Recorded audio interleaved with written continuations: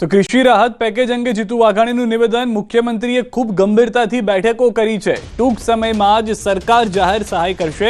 Package ખૂબ જ ત્વરિત હશે।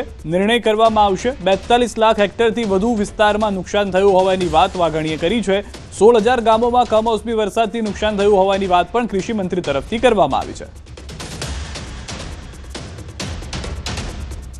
મુખ્યમંત્રી શ્રી खूब संवेदनाथी ने गंभीरताथी कहूँ छूँ, खूब गंभीरताथी एमणे मीटिंगों लीधी छे।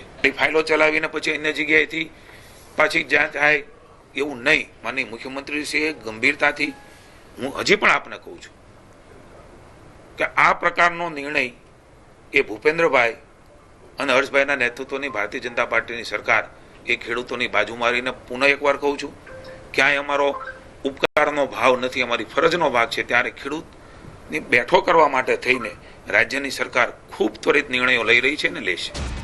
તો કોંગ્રેસની ખેડૂતોનું દેવું માફ કરવાની માંગણી અંગે જીતુ વાઘાણીનું નિવેદન। આ સમય રાજનીતિ કરવાનો નથી, ખેડૂતોનું મનોબળ ન તૂટે તે માટે કામ કરવાનું છે।